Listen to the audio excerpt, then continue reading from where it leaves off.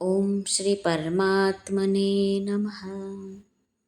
અંતકાળે જેઓ ભગવાનનું સ્મરણ કરે છે તેઓ તો ભગવાનને જ પ્રાપ્ત થાય છે, પરંતુ જેઓ ભગવાનનું સ્મરણ ન કરીને અન્ય કોઈનું સ્મરણ કરે છે તેઓ કોને પ્રાપ્ત થાય છે? એનો જવાબ ભગવાન આજના શ્લોકમાં એટલે કે અધ્યાય 8મો અક્ષર બ્રહ્મ યોગના શ્લોક ક્રમાંક 6માં આપે છે. તો ચાલો આપણે આજનો શ્લોક જોઈ લઈએ. યૈ વાપી સ્મરન ભાવન ત્યજત્યંતે કલેવરમ તંતમેવૈતિ કૌન્તેય સદા તદ્ભાવભાવિતઃ. આ શ્લોકમાં આવતા સંસ્કૃત શબ્દોના ગુજરાતી અર્થ જોઈએ.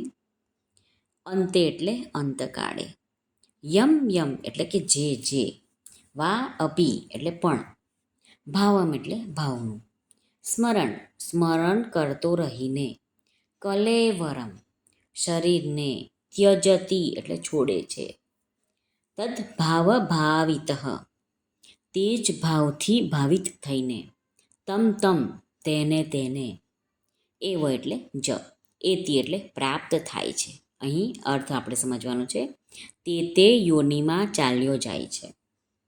આ શ્લોકનું ગુજરાતી ભાષાંતર જોઈએ. શ્રી ભગવાન અર્જુનને કહે છે, હે કૌંતેય, સર્વકાળે દેવતાને વિશે ભાવવાળો પુરુષ મરણકાળે જે દેવતાઓનું સ્મરણ કરતા શરીરનો ત્યાગ કરે છે તે દેવતાના ભાવને તે પામે છે.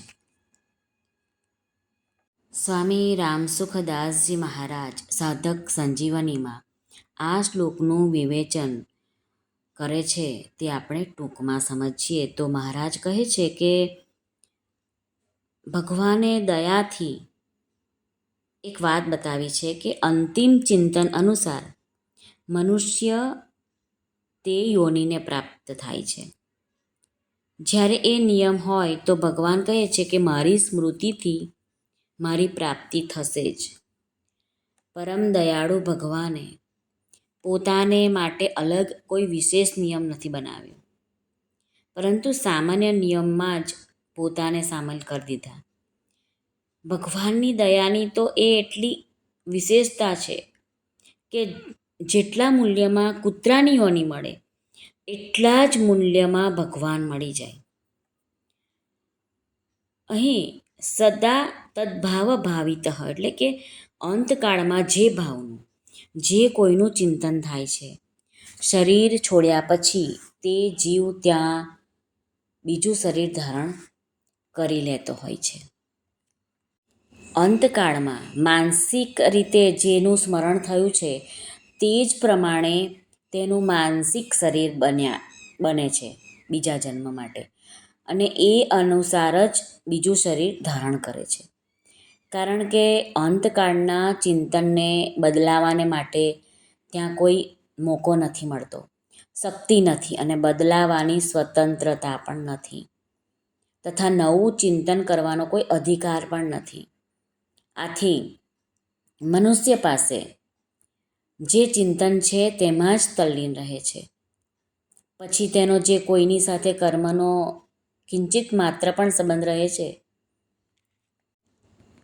જેવી રીતે કૂતરાને પાળનારો કોઈ મનુષ્ય અંત સમયે કૂતરાને યાદ કરતો શરીર છોડે તો તેનું માનસિક શરીર કૂતરાનું થઈ જાય છે, જેનાથી તે ક્રમશઃ કૂતરો જ બની જાય છે, એટલે કે કૂતરાની યોનિમાં જન્મ લે છે.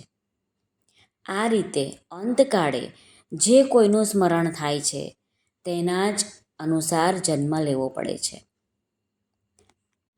સ્વામી કહે છે કે એવું નથી કે કોઈ મનુષ્ય મકાનને યાદ કરતાં શરીર છોડીને જાય તો એ મકાન બનશે, કે ધનને યાદ કરતાં શરીર છોડીને જાય તો એ ધન બનશે, એવું નથી. પરંતુ જો મકાનનું ચિંતન કરતો હશે એ મનુષ્ય તો એ મકાનની અંદર ઉંદર, ગરોળી વગેરે બની જશે, અને જો ધનનું ચિંતન કરતો હશે તો સાપ બની જશે. આવી રીતે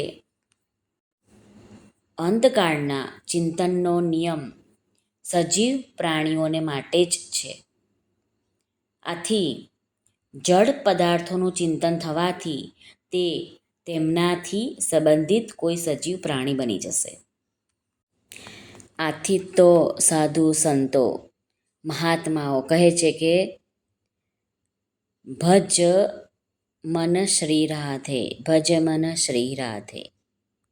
તું ભગવાન ભજી લે, ભગવાન ભજી લે. કેમ કહે છે?